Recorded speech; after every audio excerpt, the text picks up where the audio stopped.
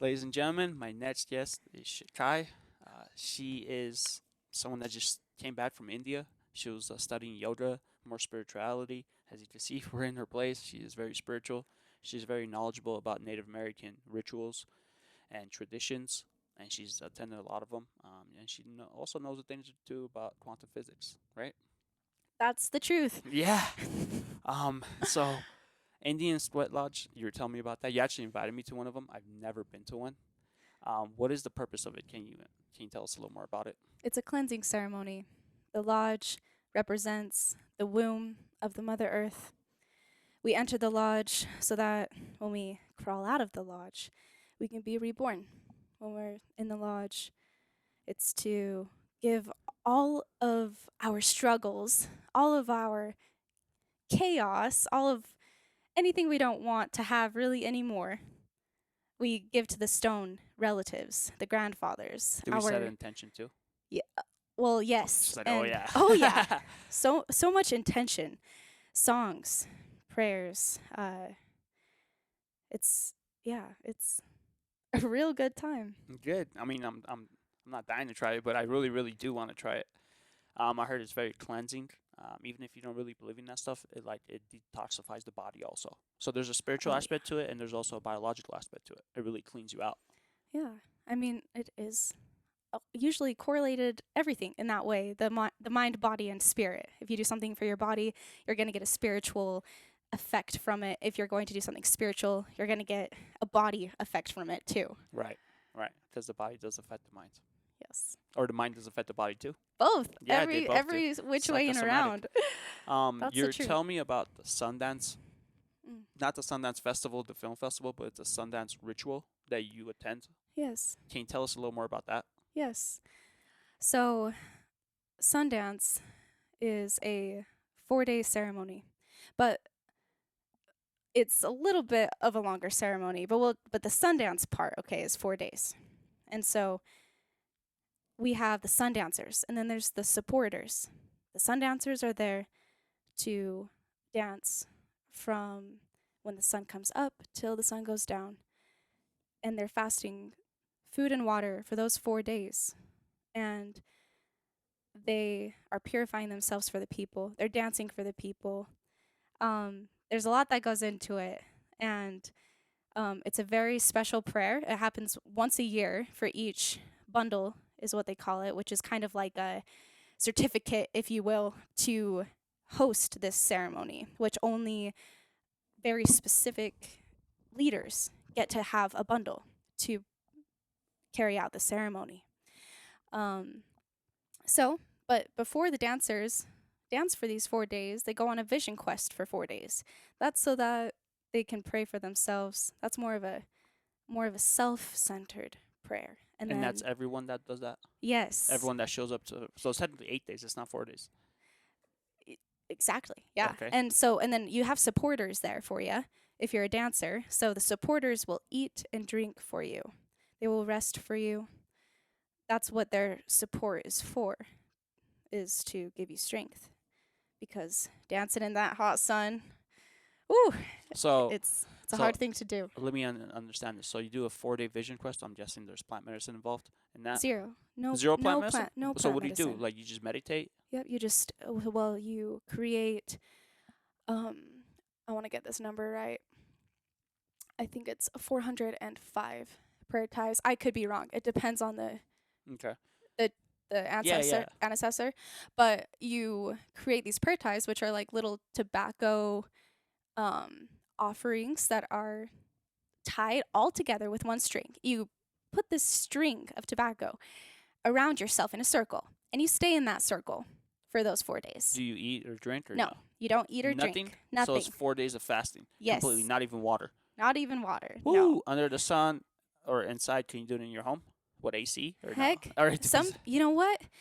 I mean, you could do it in your bathroom with a candle. You know, a vision quest it's pretty deep. I mean, So the whole point is to be confined in that circle yeah, for 4 days. Yep. And then after that, you get out of that. no And to distraction. celebrate, you There just is a dance. celebration. I wouldn't call the dance a celebration, because celebration to me is a little bit more like light and fun and crazy. The Sundance is honestly a very hard thing to do. It takes a long time to prepare for. I've seen people drop like flies at a Sundance because they can't handle the heat. And it's So only in the summer, or it could be in the winter this too. is a summer dance. This is, yeah, in Okay. the summer. Lakota is I don't know what other tribes do it, but Lakota does it. Um, but the Vision Quest is That's also sometimes done in a sweat lodge too. So for four you'll days. be in the little dome of darkness for 4 days just with yourself. I've done that. And In really, Guatemala, yeah. you're kidding me. It's called the Dark Retreat. Yeah. Oh, Yeah, I was supposed to do a 5, but I only went like a day and a half. wow, Yeah, amazing. yeah, it got pretty boring, and it was like kind of intense. You're and- pretty boring. No, I'm not. Just wow. I just- Thanks. I know. It wasn't boring, but it was. I was in there, and like I wanted to have like a mystical experience, and then like when I was in there, they warned me to like it's not gonna give you what you want. It's gonna give you what you need. Mm. And then I was like, do I really need to have a mystical experience? And the answer was no. Mm. And after that, I was like, okay, I just need to let myself out. Ah. Yeah. And then when I did, and then I came back and then I had a mystical experience randomly. So yeah, so when I stopped looking for it, like you said earlier, it just finds you. There Because you go. what you seek is also seeking you. I love that one. Yeah, so you can also do the vision quest. So yeah, it is pretty much a vision quest. Yeah. Because I had some dark thoughts and stuff like that the first night, but I know my mind was playing tricks on me Mm-hmm. because it was showing me like clowns and scary ghosts, and I was like, nah, we're not getting out of here. We're gonna at least do one night, and I did. But the thing is, people don't understand.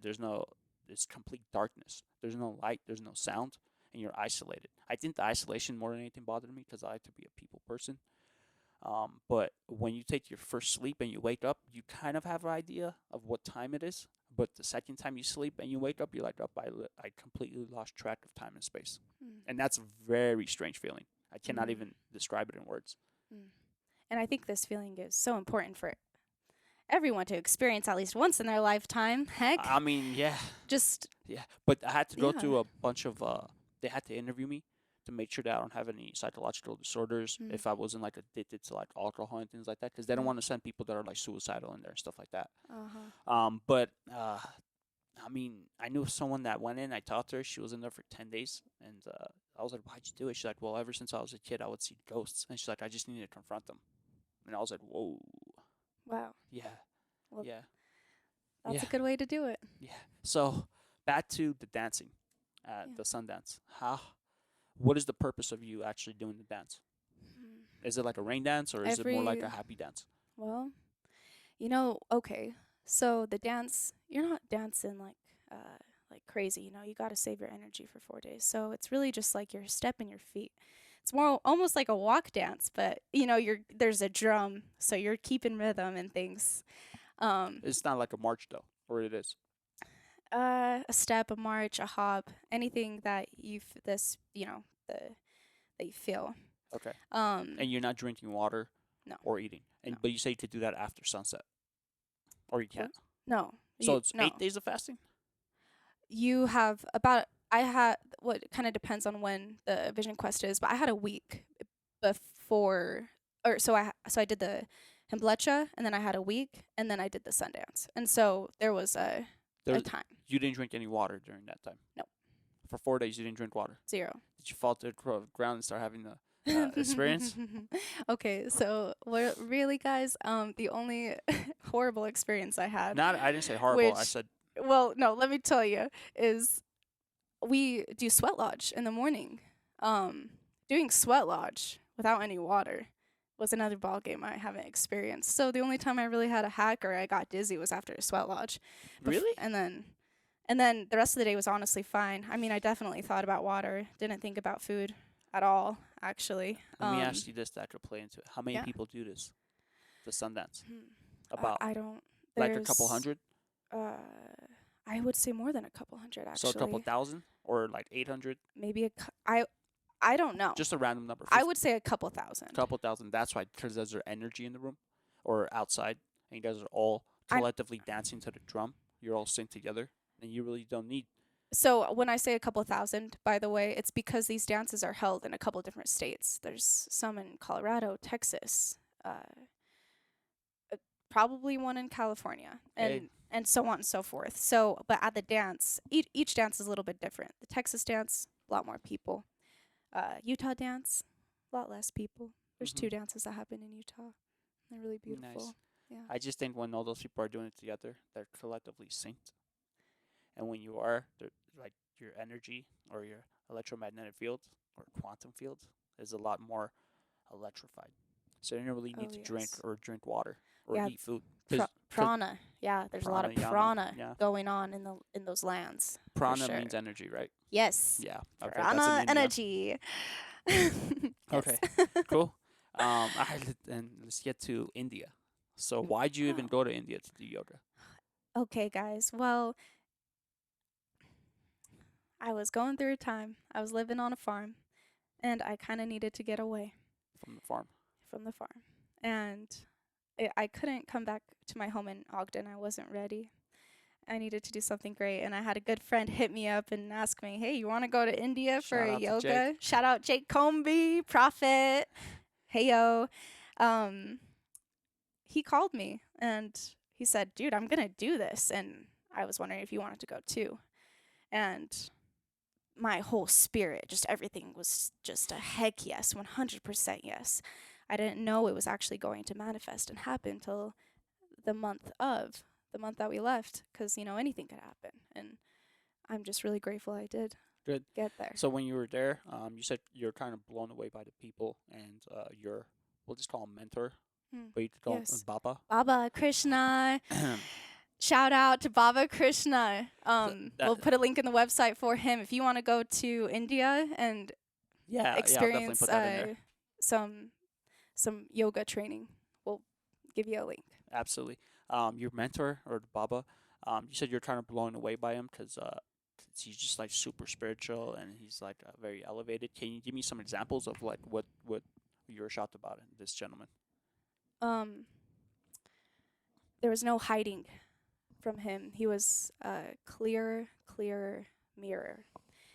Highest frequency person I've ever met. And what I mean by that is when I walked on to the steps up to the ashram, my energy just got lighter and lighter and lighter and lighter. And then I met him, and you can't help but be happy around him because he is just the happiest guy.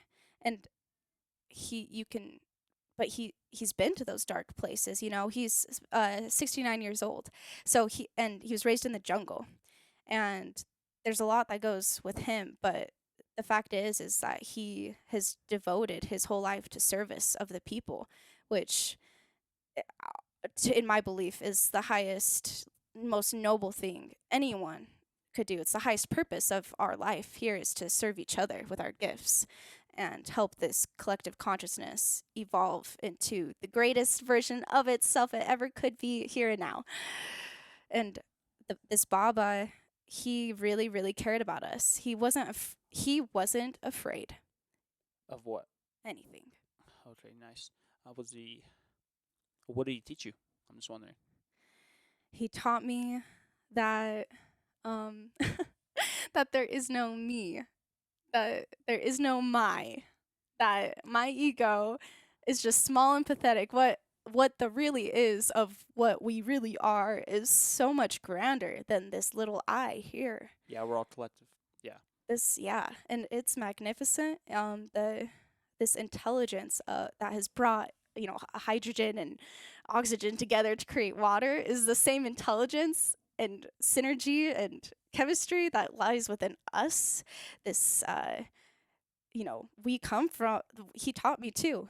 This is what I also learned with Native American elders, is that we come from the stars, the star beings, The Star Children. the star children. It's the stars, man. You look up in the sky. That's how many.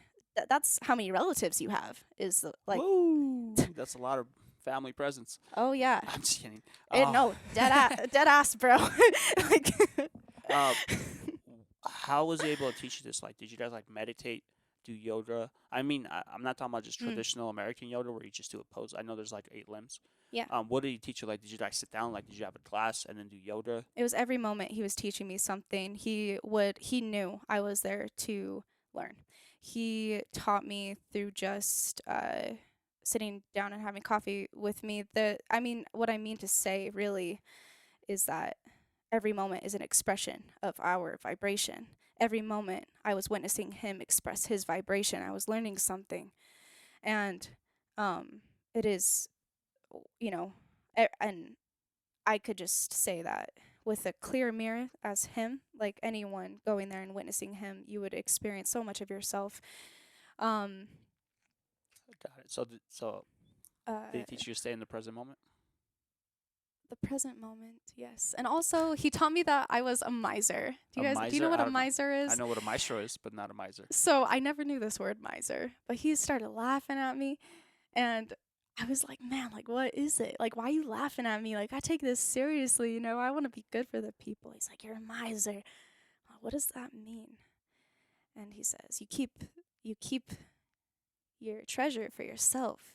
You're not sharing all of your treasure. You got to start sharing all of your golden nuggets. You got to start sharing everything that you have, cuz that's what he did. That's what he taught me is give everything that you have. Give everything. Um just give it. Yeah. And don't, that's the best honestly we can do for each other and for the people is to give what we Help thy have. neighbor. Yeah. Okay. There's different versions of that, but yeah. Okay, I got it. That's awesome. What would you say is different from what you learned from Native Americans from when you learned from this Baba? Like, what's some of the differences? Oh, I love this question. So in the native way, there's a lot of sacred instruments. We have feathers, we have rattles, we have the chanupa, the sacred peace pipe. We have a lot of different instruments and tools. The Baba has nothing, That's what I love. and that's why I love too. Yeah, because I don't like putting power within something outside of me.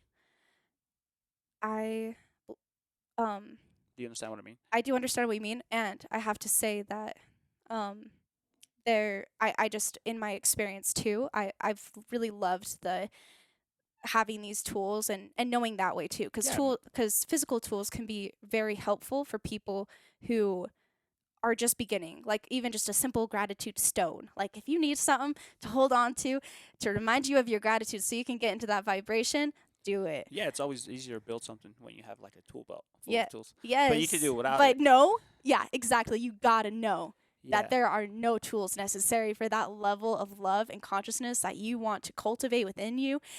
There's no tools necessary. You are enough. Nice. Did you learn anything about the Vedas? Not really. Actually, not like Hey, noteworthy that's things. nah.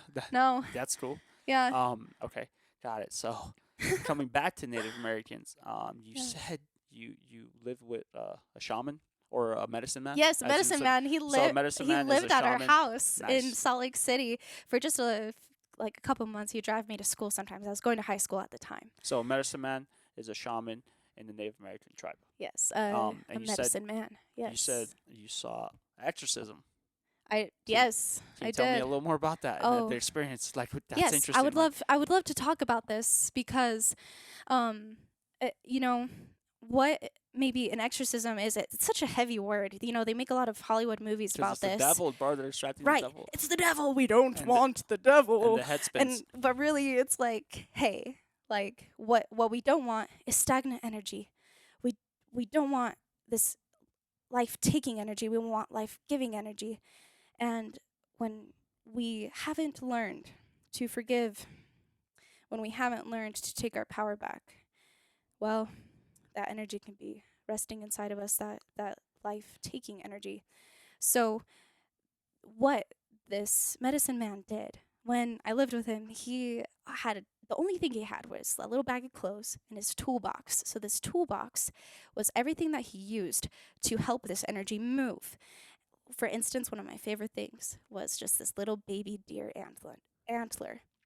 This little baby deer antler was just so precious and it was so mighty at the same time for how small it was. And he would take this antler and with his vibration, with his intention, with his prayer, he moved the energy with this tool. And then he had his feathers, his mighty feathers, the way he would whip them, and the way that he would, Whipped antler. he'd come and like hit you with his fan, like this. Yeah, like brush you. Yeah, brush you off. Yes, exactly. And and then he had a couple different other instruments. He had a plume of a bald eagle that was electrocuted. Um, Wait, are these exorcisms being done on animals or people? these exorcisms are done with people. The medicine, the tools come from the animals. It comes Oh, from the okay, okay, okay, okay, nature's okay. kingdom. Thank you for Okay. clarifying this. Yeah. Um, and So he used the environment around him, he Mother Nature. yeah, the things, these tools, which by the way, like the medicine man has burned all of his tools in the forest and collected new tools. Sometimes the energy has to be released of these tools. Anyways, because like it collects the energy of with that is coming out of the people to heal the people. Right. In Um Peru, what they do is they set the energy out. So the shaman has the energy within him, and then he has to let the energy out himself. mm, So apparently that's very challenging. It's easier to set the energy out of someone else, mhm, like the evil spirit, whatever mhm. you want to call it. Yeah. But then just letting it go is a S- whole different ball game. So the I have two things. So one is like I just want everyone to know when these ceremonies are done, these exorcism ceremonies are done, there's a very sacred space held. You need a tight container to do this work, this heavy work. You need a tight container so the energy can go in a good way. We even throw away the trash can that the people throw up in. You know, you don't want to keep those kinds of things Oh wait, around. there's even the trash can that people throw open. Oh yeah, Do they have to drink anything? you know or the any whole like substance? shaking, eyes rolling back in the head. Oh yeah, dude, this life can get fucking tough for people. We all know that. Wait. So when you're doing the exorcism, do these people drink any substances, or do they take anything, or No, they just have to lay down, and then when they conduct the exorcism, they start shaking? uh, usually they're not laying down; they're sitting up. Whatever. When what I mean is they're not under any substance or medicine or No, anything like that. exactly. No medicine. You're enough. So the It's intention is enough. causing them to shake. Yep. When they're Wow. ready to Okay. let that go, it can hold on Of so course. tight uh, because of our belief systems sometimes don't make it so easy to let things go. But so that's why sometimes we need a little bit of help. Yeah. Um, the And other thing is like, yeah, I've watched shamans suck the demons, if you will. I believe in that we are the demon, just to clarify that. But like they'll suck the negative energy, the demon, out of people and throw up. The shaman will throw up. yeah, they have to let it go, right? Yep, exactly. So I've literally watched somebody like they through the entrance of the ear actually just suck the demon out and then throw it up, and it was amazing. You I've know? seen someone do that through their stomach, and Okay. they started barfing bugs, like worms. Yes. Here we go. Black stones. I mean, you can. Actually, When I've heard people. of it happen. I've never seen it like myself, but I've Okay. heard multiple people. Yeah, when people purge, it's not just throw up that you're throwing up. They're like, what do they call those things that live in animals, like dead carcasses? Those little bugs. Little, I don't know. It's like little worms. Anyways, but that's not a good thing to have. Yeah, creepy crawlies, Yeah, creepy underworld crawlies. Yeah. coming out. Thank you. Yes. Okay, Yes. that's actually pretty interesting. You've actually seen them do this, Yes. and then people start shaking, and then after that, Oh they yeah. get better. You're shaking, all that energy's moving. You can't help but kind of move your physical body because that energy is very powerful, man. It's strong. Remember I told you I meditate a lot? Yes. When I do like the Kundalini breath, or even if I get into a really, really deep meditation, my body starts shaking a lot. Mm. And that happens all the time. It happened to me yesterday morning, not today morning. Today's meditation just flew by like nothing. Wow. Yeah. But yeah, it happens to me often. But it's Okay. just like energy, maybe trapped energy getting released. Yeah. But I've been to a meditation retreat where I told you Joe Dispenza. I'll give you a book on that. Okay. Yeah. Yeah. Awesome. Where literally people are meditating, and this is our first time at one of these meditations. They're not really there. They just need to heal, probably physically, or maybe there's some emotional entrapment, and then they just start yelling uncontrollably, and then they just yell at the top of their voice. They fall to the floor, and it looks like they're having a seizure for like 5 minutes. Mm-hmm. And then after that, they just like they get up and they're like, I guess okay to get better. Mm-hmm. But I don't know. I guess there's some trapped energy that needs to be released. Yes. And I just have to say, there's really nothing to fear, and the Hollywood movies of exorcisms and stuff, it makes it very scary. Well, if you're the So one get scary, and it's like, man, like settle down. Like this is like we're dealing with trauma here. Like it can get a little shaky, it can get a little loud. Like let's go, man. Like if you get a little loud. nothing to fear Well, it's here. not painful. It's not you like know? they're putting like needles in your eyes. You know. No. Yeah, you're The just pain comes from holding on, right. There's emotional pain, and but that's why you shake. If you can just let go, that you don't need to shake and yell if you can let go. But some people need to do those things to let go. Whatever helps you let go. Whatever helps you let go, Yeah. do it. When you said there's that pain, I talked to someone that was actually very Christian, and she said people get those demons inside of them because of trauma. Mm. The apparently the physical, emotional, mental trauma causes those entities to enter your body, Mm. and then I guess depends on what you need to get rid of them.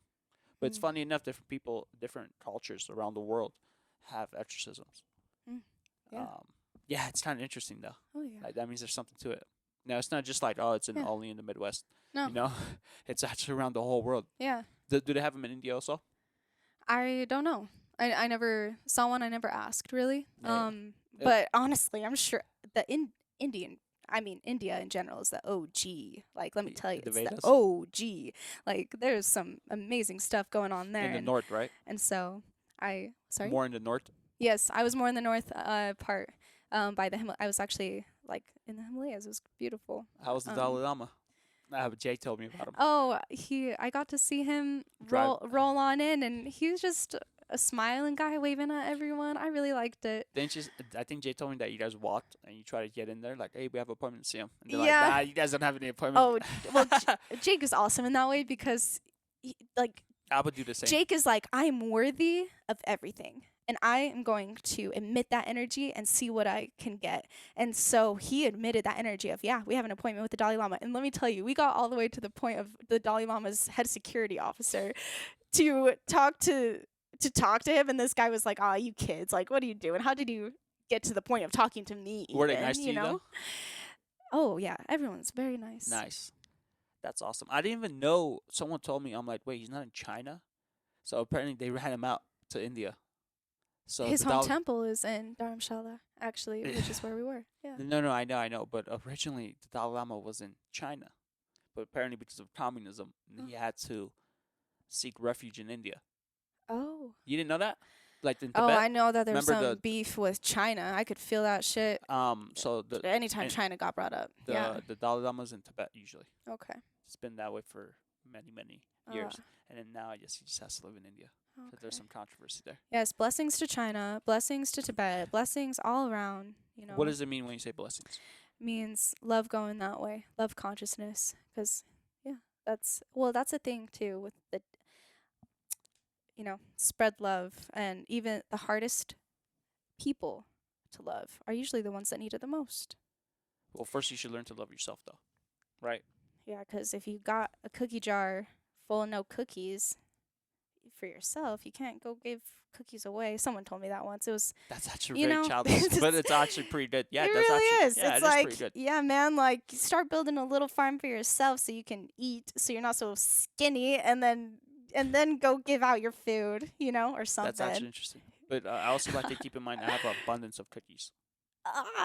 Really? me too. And I have to change. I had to change my mindset at one point. It's not like if I'm getting a cookie, that doesn't mean someone's losing out on a cookie, because there's abundance of cookies. And when I give out cookies, I'm just gonna have enough cookies for me, or if not more. Mm-hmm. So you just have to have that abundance mindset, and it has to do with everything in life, pertaining to money also. Because it's always good to donate. It was always what? It's always good to donate money. Oh, to donate. People only do it right now during the holidays, but you should be doing that all year round. And there's something about when you give, you get like twice as much back. Yeah. But you have to do it with like love. You can't do it like, oh, let me give $10 and get $20 back. Yeah. You have to do it like, hey, you know what? This person just needs $10 for lunch. Here you go, sir. Yeah. Yeah. I definitely see, like, in my experience, the only times where I felt like not giving is when I felt like, crap, I was in a scarce mindset. I didn't feel the abundance around me. I felt like I was going to lose something if I were to give something. And that's the thing, is like, there's nothing to lose here. There's like this yoga, I forget what his name is, but there's this yogi who had an aura that stretched out like 40 feet. Okay, I wish I could say his name right now, but he's one of the more famous ones that came to America, taught back in the old days. He traveled all the time. He didn't have food with him. He didn't have a job. He didn't beg for money. He served the people, and he knew that the people would take care of him because he was doing good, for the people. The people did keep him fed, like the people will keep you fed. just serve the people. Like, be there for the people. Be a benefit to humanity. Because why not, man? I Cool. mean, Why not? Yeah, definitely. Why I not? mean, like It's if always if good to you help wonder other why people. you're depressed, it's probably because you're not given enough. And I'm not lying, man. It's like if you feel like you don't have anything to give, that would be depressing.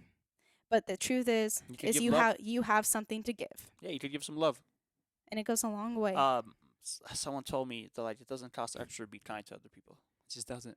Yeah. Even if you don't have anything, like you're broke, whatever, you're on welfare, you could always just be kind. Just even a smile could change someone's day. It's true. Yeah. But So, yeah, either way, the so universe loves you unconditionally. If you wanna, if whatever you wanna do, got it. it doesn't matter. So you also told me that you studied quantum mechanics, and that's kind of like your way into spirituality. And you Yes. studied Chopra. Deep Deepak Chopra. Yeah, Chopra. And Yes. what is some interesting things you learned from him? Because he's actually a medical doctor, and he went to Yes. medical school, and he became a doctor for years. And he's like, man, this is how to help people in other ways. What I learned from him is that science and spirituality can definitely help each other out. And magic. Yes. And I love it because like what Deepak wants to do is show you the scientific backing of these magical moments, of these spiritual moments. And so and honestly, like anything that brings us closer to love is the way, you know? Yeah. And the cool thing about quantum physics is it's for, I feel like, a more linear mind. If you have a hard time like believing in mystical experiences, believe in monks levitating or any of these kinds of things, like quantum physics is honestly a good way to get to a more connected space with the universe in a deeper way because um that's really, I feel like, the point to any of this at all is get more connected. It doesn't matter what brings you to more connection. Whatever you got to do, More connected to what? get more connected. Connected to everything cuz everything is Energy. you. Is everything is consciousness, Yeah, everything is and it's consciousness. you're a part of it, and it's a part of you. Yes. And when you do bad things to other people, you're technically doing it to yourself. Yes. Nice. I just want to put it for the people that I are love left-brained, that. that are Honestly. right-handed. You know, Exactly. because I get what you're saying, and that's very spiritual. But some people are like, "Oh, this is just." I know. woo-woo." What's the point of more connection? What is the point of more connection? What do you think? Why do you connect with people? Because you just want to feel good. You want to build love. You want to build a surrounding, and you feel good, right, when you're around people you like. Yeah. But imagine you can feel that all the time. Right. Is it possible? Anything's possible. Anything's possible. Yeah, anything's absolutely So, possible. You just have, but here's the thing: it's not. I mean, it eventually will be easy, but you just have to work on it. You just have to work on yourself. yep. To not be afraid to connect and also not to want something out of it. It's kind of a trickster Yeah. mentality and a paradoxical experience. But once, I mean, let's go back to the Native Americans real quick, guys. It's like they're very connected to nature. We all know this. Yes. That's kind of what they're painted as, right? It's true. You know who their mother is Earth. You know who their father is? It's the sky. The ocean is their relative. The seashells are their relative. The rocks are their relative. They all store consciousness. So when you're getting connected, okay, people make us happy. When you make a new friend, what do you have to do to feel more connected to that person? Maybe you ask them some questions about themselves, right? Maybe you schedule a tea date. And time goes on. You come together as time goes on. And slowly but surely, you become more connected. You become more familiar. You start to know them. That's how it is with connection to nature, too. The more you give to nature, the more that you listen to nature, just simply listen. You said listening to nature. We're talking earlier. I want Mhm. you to talk about this. The fire. Yeah. You said Native Americans, they sit around the fire and they listen to the fire, or Yeah. they try to listen to Yes. what the fire is telling them. Can Yes. you elaborate on that a little more? Yes. Like a bonfire. Like a bonfire. So fires. If you look at any indigenous culture, in India, the Native Americans, and I'm sure many, many more all around the world. A fire is a very sacred thing. It has brought us all together to share our stories and to evolve our communication. It's done so many things for us. It's brought us warmth. It's brought us community. It has so many gifts that it offers. It cooks our food, so now we don't have to eat raw vegetables anymore. We can soften our food and eat more and grow our brains. There's a lot that fire has given us. It is very honorable. And it and there's a fire within us too. That's like our digestive system. It's like our heart. Like there's a spirit. There's a fire within us too. So when you have a fire and you want to connect to a fire, whether it be a candle, whether it be a campfire or a ceremonial fire, one thing that I've learned to do is make an offering to the fire. Like as if it's a friend, you know? Like a friend that has your back. Your best friend in the world is that fire. And I have experienced elders and indigenous people honor the fire in this way. They don't curse around a fire. They don't spit in the fire. They don't throw trash in the fire. They don't throw anything in the fire but sacred offerings, which can look like tobacco, or maybe you write down your prayer on a piece of paper and you burn it, you know. There are a lot of different ways to offer to a fire spirit. That's called a sigil. A what? Sigil. What's a sigil? A sigil is when you put a intention. It's like a witch doing magic. You write it down. Yeah. And then you put it in the fire. It's a sigil. You put your intention, your energy into that, and then you just let it go into the universe. It's called a sigil. Okay, cool. Yeah, imagine it's called sigil. I love that. Yeah. So yeah, guys, in my own personal experience, I have received so much healing from connecting with a fire by offering it some tobacco, by sitting down and just shutting up and listening to the crackles of the wood burning, of the coals turning to ash. The fire is a strong metaphor to how light you are and the warmth that you can bring people.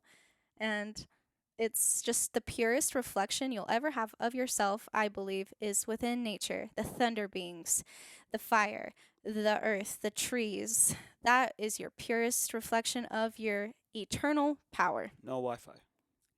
No Wi-Fi. So disconnect from the outside world. Disconnect and to try reconnect. to listen. Yeah.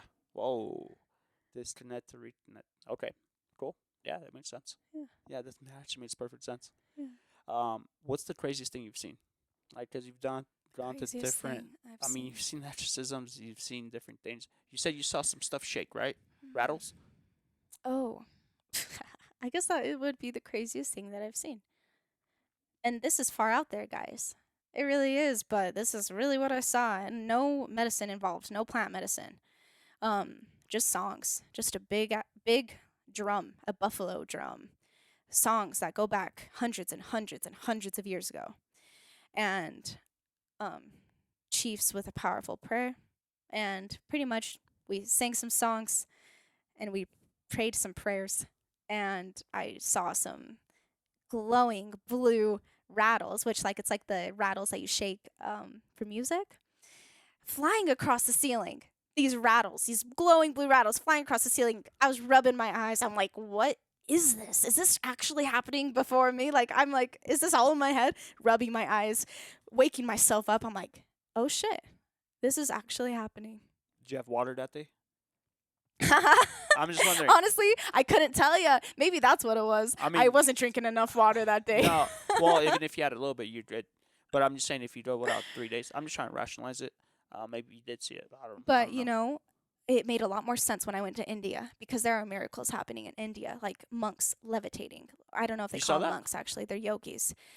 No, but my Baba told me about them, and Babas don't lie. And he told me about there are yogis alchemizing herbs from their hand. They actually believe that Jesus trained in India. And it's crazy. Yeah, I've heard that too. Because it makes just so much sense. Ever since I went there, I was like, yeah, walking on water, alchemizing herbs from your hands, healing people, totally possible. Um, People are, I mean, my Baba's master is 200 years old, and for the last 60 years, he's been living off of honey. Okay? Like, Have you met him? his master? No. I hope I do one Jake day. told me he said he takes a bit of honey every day. Yeah. But here's the thing: he also doesn't have that much energy as me and you because he doesn't consume that much energy. Well, Is that correct? well, being, I think that it's not, wait, sorry. So since he only eats honey, Mhm. he has to be very careful of how he exerts his energy because he doesn't get that much energy coming in. I would say it's kind of like living more slowly. And living more slowly is you take deeper breaths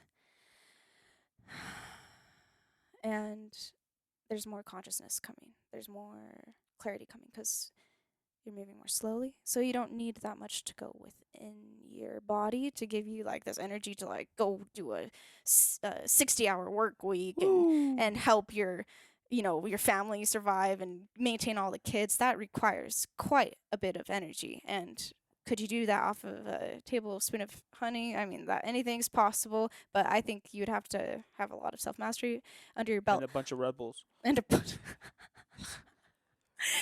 gives you wings. Well, yeah, they got sued for that. But yeah. So Baba's, I mean, his master is mainly just meditating every day. So yeah, he doesn't Yeah. need too much. But yeah, like And last time I always like to ask people this question. I mean, you've lived with shamans, you've been to Native American rituals, which we're going to go through together, by the way. yeah. And you've also been to India. What would be some piece of advice you could give people, like in the world, like people that are in pain, suffering, or they're just sad, or they just in a place of lack? Just like one piece of advice. Hmm.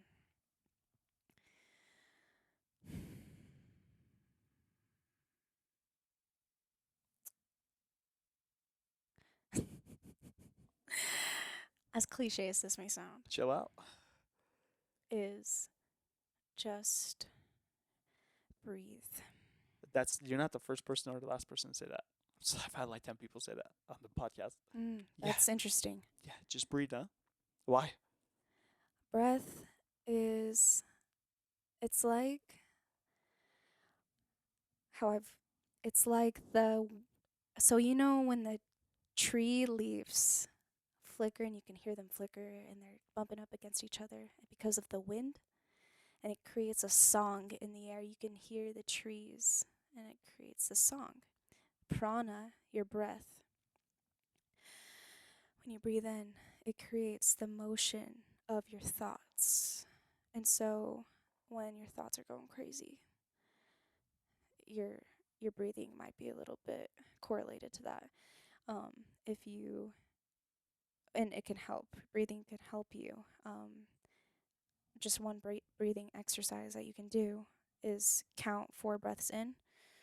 1, 2, 3, 4, and 4 breaths. Or hold your breath for 4 seconds. And then 4 breaths out. 2, 3, 4, and then breathe out. 1, 2, 3, 4. This can help. There. Oh, by the way, that's called box breathing. Navy SEALs are trained to do that, and so is SWAT in very dangerous situations. When you're being shot at and people want to kill you in foreign territory, and your brain's going to get haywired. When you do that box breathing, 4 breaths in, hold for 4 seconds, 4 breaths out, 4 cycles, you completely get control of your nervous system and you think clearly. Mm. So there's science behind that too. Plenty of it. Also, pay respects to all sides of yourself. The weak sides, the side that is like the side of yourself that's like crying like a little baby, like in a fetal position, like why me? And then also pay respects to the most powerful version of yourself, where you're like, I'm fucking awesome. Every version of yourself is fucking awesome, even when it doesn't feel like it. Be strong. This life, we didn't come here for an easy time. Okay. Be strong. But have fun. Life's about having fun too. That's how I like to look at it. Yes. Yeah, enjoy the moment. Enjoy The present it. moment. Because that's all you really have. Because that's the thing, too, is like, heck, man, it's all fucking funny at the end of the day. You know? It's all a big fucking mystery. I hope there's no kids watching this. Sorry. Well, No, we I can know bleep it's it all out. good. Sorry, No, guys. we don't have It's to just, bleep out anything. I get it. You're you passionate. know, I get it. it is a mystery. Maybe there is no point to any of this. But does that take away from the beauty and the magnificence of it all? Of the love that I hope you have experienced in your life at some point, whether it's holding a baby or experiencing a waterfall for your first time. Nice. Cool. Right on. Thank you. I hope. Try. Thanks for jumping on my podcast. Dude, thanks for having me. Yeah, I really appreciate it. Ladies and gentlemen, since you like this episode, don't subscribe. And I'll definitely have you back. And then we should do one right after we do the Indian Sweat Lodge. I would love to. Yeah. Om Take care. Shanti. Om. Peace. Namaste. Namaste. Love you guys. Bye.